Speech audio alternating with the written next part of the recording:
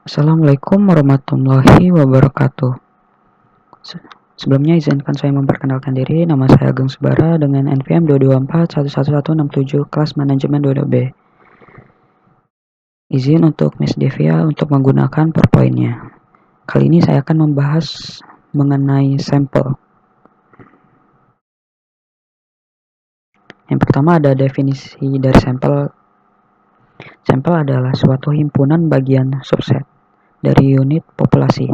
Sedangkan populasi adalah kelompok elemen yang lengkap, yang biasanya berupa orang, objek, transaksi, atau kejadian di mana kita tertarik untuk mempelajarinya atau menjadi objek penelitian.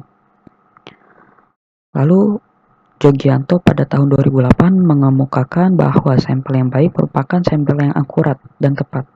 Sampel yang tidak akurat dan tidak tepat akan memberikan kesimpulan riset yang tidak diharapkan atau yang dapat menghasilkan kesimpulan salah yang menyesatkan.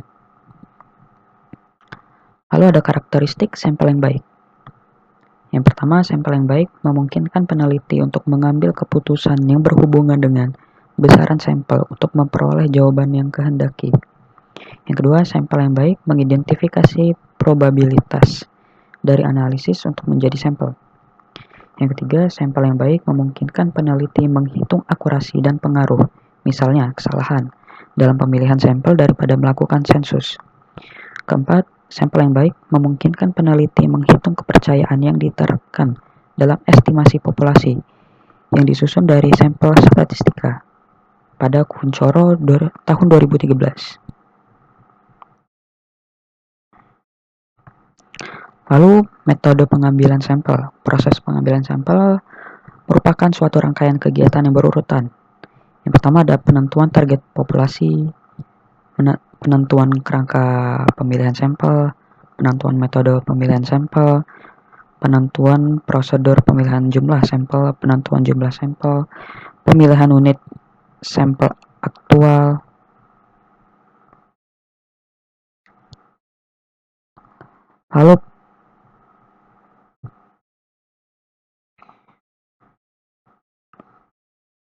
lalu pelaksanaan penelitian. Menurut Jogianto tahun 2008 ada dua metode pengambilan sampel, yaitu pengambilan sampel berbasis probabilitas dan pengambilan sampel secara non-probabilitas. Lalu metode pengambilan sampel berbasis probabilitas. Yang pertama, random sederhana. Pengambilan sampel secara random sederhana dilakukan dengan mengambil secara langsung dan populasinya secara random.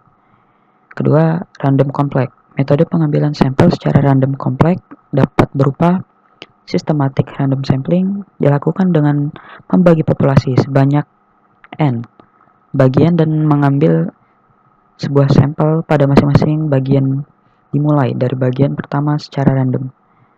Lalu, cluster sampling dilakukan dengan membagi populasi menjadi beberapa grup bagian.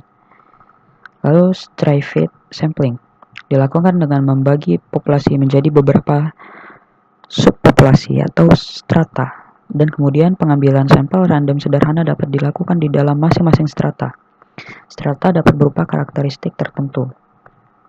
Dan double sampling dilakukan dengan cara mengumpulkan sampling dengan dasar sampel yang ada dari informasi yang diperoleh, digunakan untuk mengambil sampel berikutnya.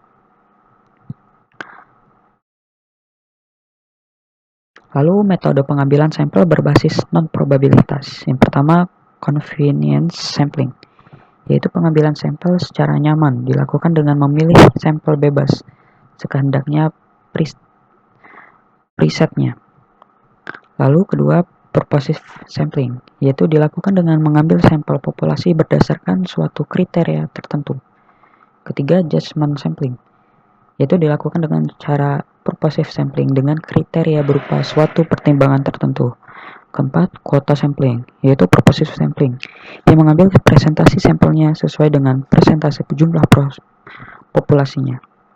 Dan yang kelima, snowball sampling, yaitu dilakukan dengan mengumpulkan sampel dari responden yang berasal dari referensi suatu jaringan, misalnya lewat newsgroup di internet.